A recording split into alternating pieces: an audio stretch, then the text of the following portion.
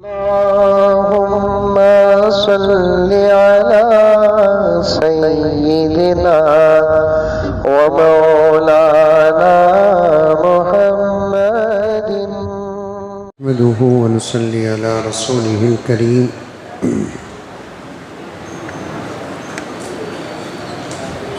अम्मा बअदु फ़अऊज़ु बिल्लाहि मिनश शैतानिर रजीम। बिस्मिल्लाहिर रहमानिर रहीम।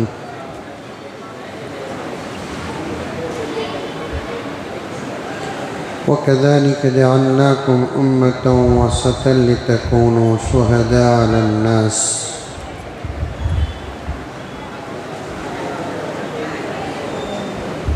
सदक़ल्लाहु मौलानल अज़ीम।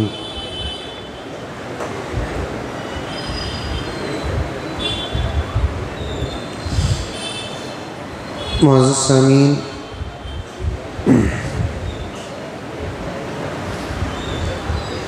एक मरतबा दरूद शरीफ पढ़ लें।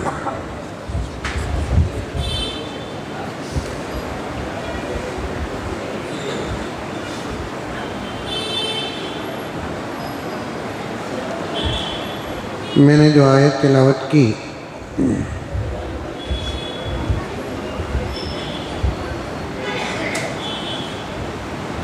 सूरे बकरा की और दूसरे पारे की आयत थी।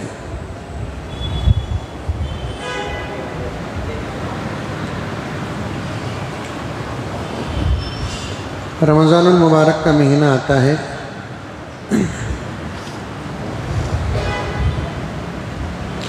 कुरान ज़्यादा पढ़ने और कुरान सुनने और कुरान समझने का मौका मिलता है।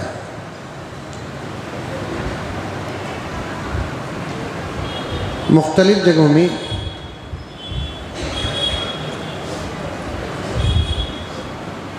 कुरान पाक की आयत या कुरान पाक की तफसीर का निज़ाम भी है और रमज़ानुल मुबारक में ख़ास तौर पर उसका बड़ा एहतमाम भी करते हैं, करना भी चाहिए, ताकि कुरान वाले महीने में बंदों का ताल्लुक़ कुरान से ज़्यादा हो जाए।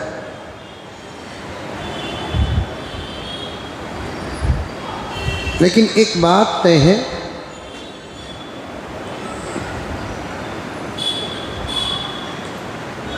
कुरान पाक का तर्जुमा और उसकी तफसीर एक ऐसा समंदर है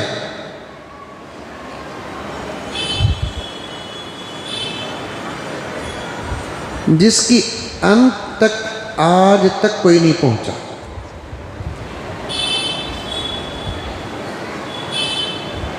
तफसीर की ऐसी बड़ी बड़ी किताबें हैं, लिखने वालों ने लिखकर जाते वक्त अपनी ज़िंदगी से शिकायत कर बैठे कि ज़िंदगी साथ न दी।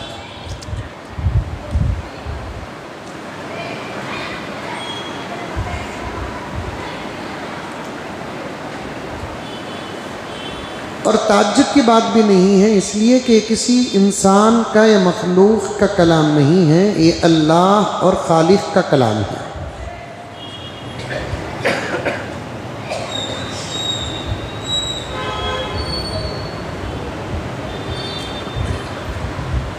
आदमी जितना बड़ा होता है तो उसके कलाम की गहराई भी उतनी ही बड़ी होती है। फिर अल्लाह तबारक व तआला के बड़पन का क्या कहना। उसके नाम के साथ ही ये लफ्ज़ जुड़ता है अकबर।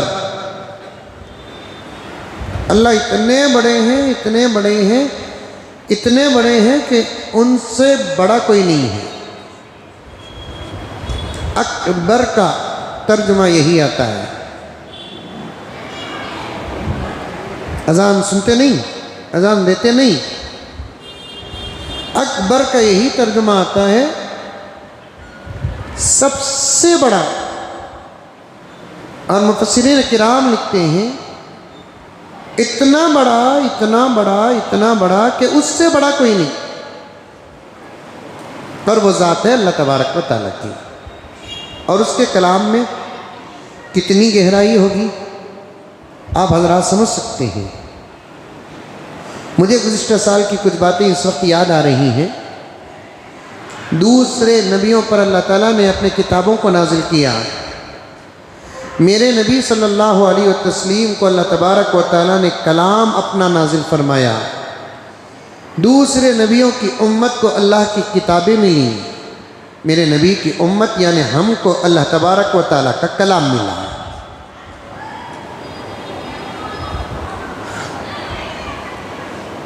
तो गर्ज मेरे दोस्तों, काफ़ी दिनों से हमारी मस्जिद में इसका निज़ाम चल रहा है। मेरे दिल में इस साल बात आई कि जिस दिन जो पढ़ते हैं उसकी आयात के कुछ छोटे छोटे मसले मसाइल और तर्जुमे कुछ वाक़ियात अगर हैं तो बोलता हुआ चलूँ ताकि आप लोगों को भी फ़ायदा हो जाए। कुरान पाक में 30 पारे हैं। कितने पारे? 30 पारे। और कुरान पाक के 114 सूरतें हैं। ये तय है 30 पारे नहीं कुरान में, बल्कि 30 ही पारे। 114 सूरतें नहीं, 114 ही सूरतें। ये भी अकीदे में दाखिल करना चाहिए आप लोग, क्योंकि आज हमारे ईमान के पीछे लोग पड़े हुए हैं। पहले दुश्मन इस मोमेंट पर थे, नऊज़ बिल्लाहि मिन ज़ालिक, के मुसलमान ज़ाहिर से बातिन से हर एतबार से इस्लाम छोड़कर आ जाए। और मैं बताऊं, मेरे पास दलील मौजूद है। सारी दुनिया के इस्लाम के अलावा जितनी कौमें हैं वो सब इस्लाम और मुसलमानों के मसले में मुत्तफिक हैं।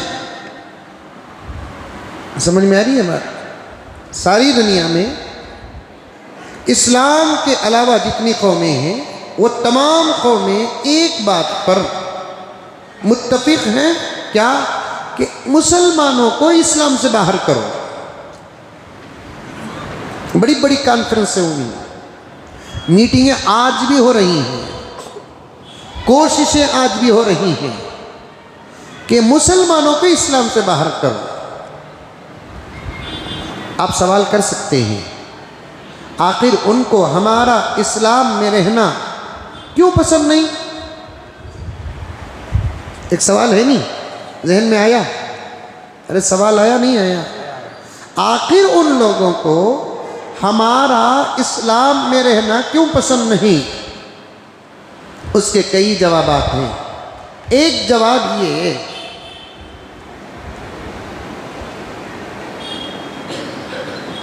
हिदायत का मालिक अल्लाह तबारक व तआला, हिदायत का मालिक अल्लाह तबारक व तआला है। कुरान पाक में कई जगह पर अल्लाह तबारक व तआला ने अपनी इस ताकत का इजहार भी किया है। इन्नल्लाह यहदी मन यशा, अल्लाह तबारक व तआला जिसको चाहता है उसे हिदायत देता है। पैगम्बर दो आलम सल्लल्लाहु अलैहि वसल्लम से एक मरतबा नबी पाक पैगम्बर दो आलम सल्लल्लाहु अलैहि वसल्लम से एक मरतबा अल्लाह तबारक व तआला किताब फरमाते हैं, इन्नका ला तहदी मन अहबब वलाकिन्नल्लाह यहदी मन यशा। ए पैगम्बर, आप जिसको चाहे उसे हिदायत दे नहीं सकते, हम जिसको चाहे उसे हिदायत दे सकते हैं।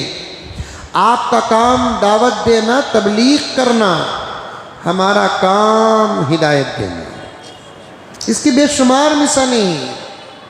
नबी या अंबिया या रसूलों का काम होता है दावत देना, अंबिया का और रसूलों का काम होता है तबलीग करना। उनके जेब में हिदायत नहीं है कि वो उठाकर तकसीम कर दें, बल्कि वो काम जो लेकर आए उसका हक अदा करते रहते हैं। अल्लाह ताला ने एक जगह पर पैगम्बर से खुद फरमाया, या अय्युहर रसूल बल्लिग मा उन्ज़िला इलैका मिर रब्बिक। ऐ रसूल, हमने आप पर जो नाजिल किया उसकी आप तबलीग करो। तबलीग का कोई शोबा तुम्हारे से न छूटे। तबलीग का, दावत का कोई काम तुम्हारे से न छूटे। फ़इल्लम तफ़अल फमा बल्लग़्ता रिसालता, अगर तुम तबलीग के कामों में कोई काम छोड़ दिए तो फिर तुम्हारे से रिसालत का हक अदा नहीं होगा। इसीलिए पैगंबर, सब कह दो सल्लल्लाहु अलैहि वसल्लम, विसाल से पहले एक मर्तबा सहाबा किराम को जमा करके, विसाल से चंद दिन पहले एक मर्तबा पैगंबर दो आलम सल्लल्लाहु अलैहि वसल्लम पूरे सहाबा किराम को जमा करके इशारा दिया, और यानी मतलब इशारा क्या, मेरे दुनिया से जाने का वक्त करीब आ चुका है। उसके बाद सहाबा से पूछा कि सहाबा, क्या मैंने अल्लाह की अमानत का हक पूरा पूरा अदा किया कि नहीं किया? सहाबा के ज़ुबान से जुमला निकला, अद्दैतल अमाना, ऐ पैगंबर सल्लल्लाहु अलैहि वसल्लम, आपने अमानत का पूरा पूरा हक अदा कर दिया। आपने अमानत का पूरा पूरा हक अदा कर दिया। उसके बाद पैगंबर दो आलम सल्लल्लाहु अलैहि वसल्लम आसमान की तरफ निगाह उठाए, उंगली आसमान की तरफ की, कली उंगली शहादत की उंगली, और अल्लाह तबारक व तआला की खिदमत में अर्ज़ करने लगे, ऐ अल्लाह, तू गवाह रहना, मेरे अमानत के अदा करने के ये तमाम सहाबा गवाह हैं। ये सब गवाही दे रहे हैं। आपने मुझ पर जितनी शरीयत नाजिल की, आपने मुझ पर जितना कुरान नाजिल किया, जितनी शरीयत आपने मुझ पर नाजिल की, मैं पूरी की पूरी शरीयत और पूरे का पूरा कुरान तेरे बंदों के हवाले करके उनको जिम्मेदारी भी दे दी मैं। कुछ लोग पागल हैं, कहते हैं आसमान से शरीयत नाजिल हुई, आका ने उम्मत को शरीयत दिया, मारिफत नाजिल हुई, नौज़ बिल्लाह आका ने मारिफत को छुपा कर रखा। एक 2 मिनट में मैं एक बात अर्ज करूंगा। तो हिदायत के मालिक अल्लाह तबारक व तआला है। ये मुसलमानों से जो दुश्मनी करते हैं और चाहते हैं कि मुसलमान इस्लाम से बाहर आ जाए, सबसे पहली बात ये है कि इनके अंदर हसद है। क्या हसद? वो नेमत जो इनको मिली है हमको नहीं मिली है। वो नेमत जो इन मुसलमानों को मिली है वो हमको नहीं मिली है, हसद कर रहे हैं। फिर अंदर क्यों नहीं आते? ये खुदा का फैसला है। कुछ लोग अल्लाह के फैसले में आ जाते हैं, कुछ लोग वहीं करके दुश्मनी करते हैं। दूसरी बात, ये लोग मुसलमानों से दुश्मनी क्यों करते हैं कि इस्लाम से बाहर आ जाए? उन लोगों के पास हमारे पास जितना कुरान और हदीस की बातें हैं, गौर से सुनना, तकरीबन वो तमाम बातें दुश्मनों तक पहुंच चुकी हैं। उनको मालूम है कि एक वक्त आएगा पूरी ज़मीन इनके कब्ज़े में हो जाएगी। एक वक्त आएगा पूरा इख्तिदार इनके हाथों में आ जाएगा। एक वक्त आएगा पूरी हुकूमत इन्हीं लोगों के पास आ जाएगी।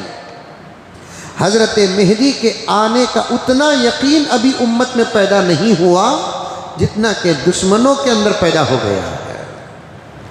हज़रत ईसा अलैहिस्सलाम के आने का उतना यकीन शायद उम्मत के अंदर पैदा नहीं हुआ जितना कि दुश्मनों को मालूम हो चुका है बल्कि मैं कहूँ आप सब अल्हम्दुलिल्लाह समझदार हैं, मुल्क शाम अभी अभी फतह हुआ है। मुल्क शाम सीरिया, अरे जानते नहीं जानते, मुल्क शाम सीरिया अभी अभी फतह हुआ है।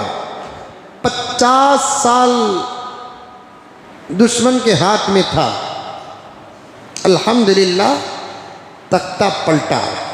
और 50 साल तक मुल्क शाम में मुसलमानों पर जो जुल्म हो रहा था, मैं सच कहूँ तातारियों का ज़माना मुल्क शाम के मुसलमानों को याद आता था। वहाँ का जालिम बादशाह, शिया मज़हब से ताल्लुक़ रखने वाला और कट्टर सहाबा का दुश्मन।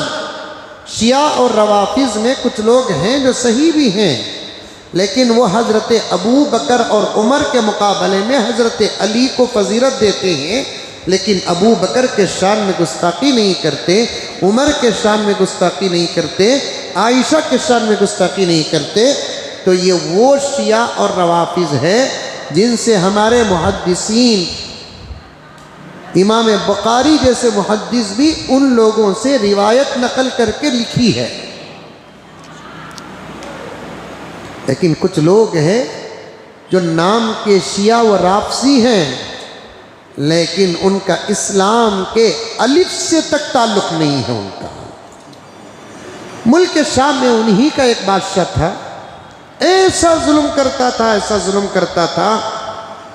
वहाँ के इंटरनेट पर पाबंदी थी, व्हाट्सएप पर पाबंदी थी, मीडिया पर पाबंदी थी, मोबाइल पर पाबंदी थी।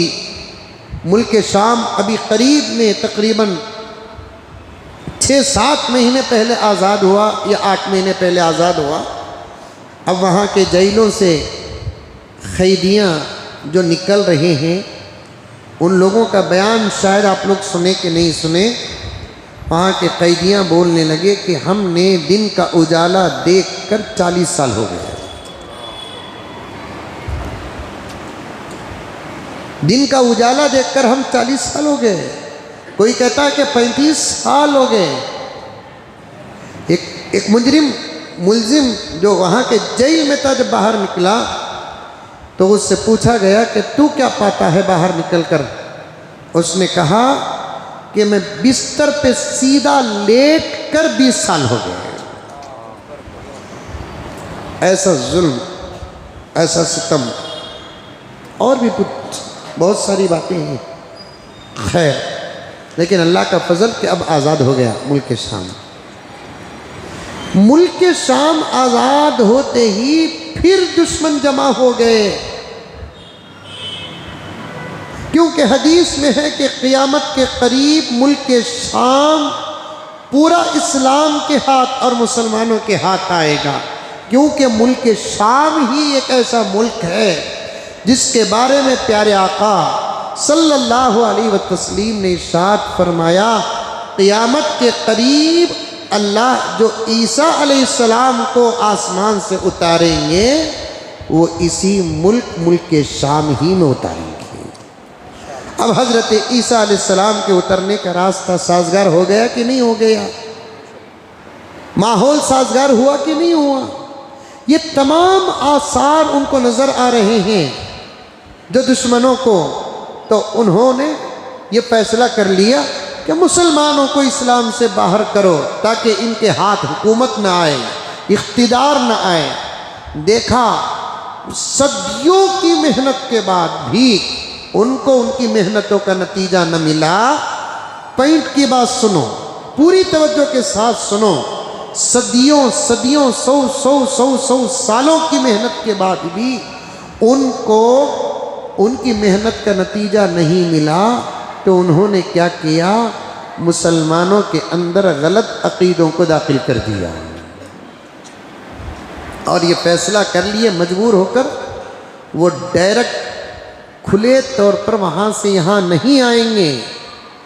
उनको उन्हीं के माहौल में रहने दो, क्योंकि उनके मज़हब का पूरा दारो मदार अकीदों पर है, ईमान का दारो मदार अकीदों पर है। उनके अकीदे ख़राब करो, वो कलमा पढ़कर भी इस्लाम से बाहर रहेंगे। उनके अकीदे खराब करो, वो नमाज पढ़कर भी ईमान से बाहर रहेंगे। उनके अकीदे खराब करो, वो रोज़े रखकर भी ईमान से बाहर रहेंगे। अल्लाह हम तमाम की पूरी पूरी हिफाजत फरमाए। गलत अकीदों की किताबें बनी बैठी हैं। एक अकीदा बताता हूँ मैं आपके सामने कि दुश्मनों ने एक अकीदा दाखिल कर दिया, क्या कि कुरान के 30 पारे नहीं 40 पारे हैं।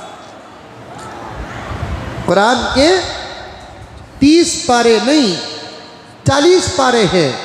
अब ये 10 पारे कहाँ गए, इसके बारे में दो बातें आती हैं। एक, किसी कहने वाली बूढ़ी ने कह दिया कि 10 पारे बकरी खा गई। 10 पारे बकरी खा गई। ये तो ऐसी बात है, पागल भी हंसेगा। कुरान की हिफाजत की जिम्मेदारी अल्लाह ले रहा है। उसी कुरान का एक पारा, एक सूरा, एक आयत नहीं, पूरे 10 पारे बकरी खा रही है। समझ में आ रही बात? कुरान की हिफाजत का वादा, इन्ना नहनु नज़्ज़लना ज़िक्रा व इन्ना लहू लहाफ़िज़ून, पूरी ताकीद के साथ अल्लाह तबारक व तआला कुरान पाक की हिफाजत का वादा कर रहा है और करके भी बता रहा है। अल्हम्दुलिल्लाह, करके भी बता रहा है। आज है दुनिया के अंदर ये रमज़ान का महीना सिर्फ गोरी पड़ले में है क्या, बेंगलुरु में है क्या? सारी दुनिया में रमज़ानुल मुबारक का महीना है। अमेरिका फ़ोन करके पूछो कौन सा महीना चल रहा है, एक मुसलमान जो हर वक्त उससे सवाल करे कौन सा महीना है, वो कहता है जनवरी, फरवरी, मार्च। लेकिन जब रमज़ान शुरू हो जाता है तो उससे सवाल करते हैं तो वो अंग्रेज़ी महीनों के नाम नहीं, अरबी महीनों के नाम देता है। कौन सा भी महीना चल रहा है, रमज़ान का मुबारक महीना, फिर फ़ौरन कहता है रमज़ान मुबारक हो। अमेरिका में रमज़ान है, ऑस्ट्रेलिया में रमज़ान है, अरब में रमज़ान है, हिंदुस्तान में रमज़ान है, अफ़गानिस्तान में रमज़ान है। तो रमज़ानुल मुबारक में सारी दुनिया की मस्जिदों में अल्हम्दुलिल्लाह तरावी का इंतज़ाम है। ये और बात है कि कहीं 20 रकात है तो कहीं 8 रकात है, ये अलग बात है। लेकिन हर मस्जिद में तरावी है कि नहीं है, और तरावी में कुरान पढ़ा जा रहा है कि नहीं पढ़ा जा रहा है। दुनिया की कोई किताब बताओ कि किसी महीने में इतनी पढ़ी जाती हो सिवाय कुरान के रमज़ान आता है। ये एक मस्जिद नहीं बता सकते जो कुरान और तरावी से खाली हो। कितने करोड़ मस्जिदें होंगी दुनिया में, और एक रमज़ान के महीने में कितने करोड़ मरतबा कुरान पढ़ा जाता होगा। मैं चाहूँ तो किताबों के नाम ले सकता हूँ, लेकिन हालात साजगार नहीं है ना। समझने के बजाय पागल इल्ज़ाम लगा देता है। आप समझ जाइए, कोई है किताब जिस पर कोई महीना आता हो तो वो किताब का दौर होता हो? है दुनिया के अंदर कोई किताब? इस किताब के आसमानी होने और इस किताब के अल्लाह के कलाम होने और इस किताब के हिफाजत के बारे में इससे बड़ी दलील और क्या हो सकती है? अल्हम्दुलिल्लाह सुम्मा अल्हम्दुलिल्लाह। अल्लाह फरमाता है हम ही कुरान को नाजिल किया और हम ही इसकी हिफाजत करेंगे, इस पर भी हमारा ईमान है। और कुछ लोग कहते हैं कि 10 पारे बकरी खा गई। अरे रे रे रे। और एक बात 10 पारे के बारे में लोग कहते हैं कि 10 पारे हज़रत मेहदी अलैहिस्सलाम लेकर आएंगे। कितनी अजीब बात है। अल-यौम अकमलतु लकुम दीनकुम, आका हज्जतुल विदा में सहाबा किराम के बीच में पूरी शरीयत के मुकम्मल होने की खबर दे रहे हैं, और आका पर कुरान नाजिल हो रहा है। वो 10 पारे नहीं दिए और आका के ग़ुलाम हैं मेहदी के 10 पारे लेकर आएंगे। कितनी अजीब बात है, बिल्कुल गलत बात है। 30 पारे, ये अक़ीदा मर्दों से ज़्यादा औरतों के अंदर है। समझ में आई बात है? आपको मालूम हो जाना चाहिए। आखिरी बात अर्ज़ करता हूँ, सवालात भी पेश करना है।